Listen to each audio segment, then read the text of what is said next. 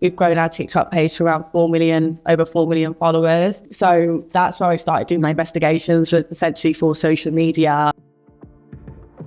So I've just been drawn into covering stories where someone basically doesn't want those stories being told.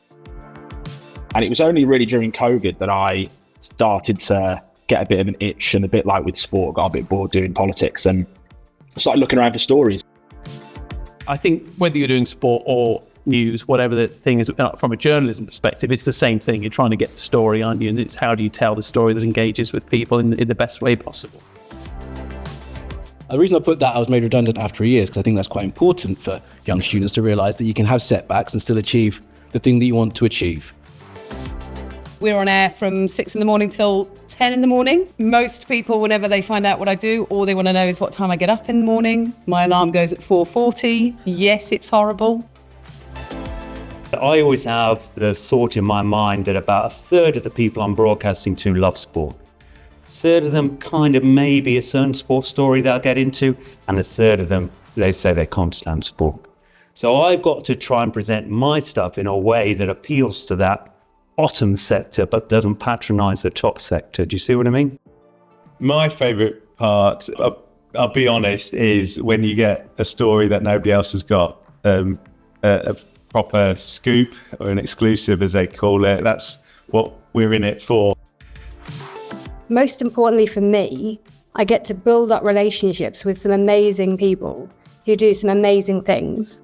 Not just drivers, but everyone in the paddock has a role to play, and I get to broadcast that. I obviously do the rest of football. We have got politics, history, entertainment, that sort of stuff. Most of our shows are kind of 45 minutes, 50 minutes long. Actually, people will just listen to 45 minutes of really interesting conversation if it's a subject that they want to listen to. There is a really lovely sense of familiarity that you can get with a podcast. And, you know, that's not to say you can't get that with TV, but there's something that makes it feel that you're talking one-on-one with someone.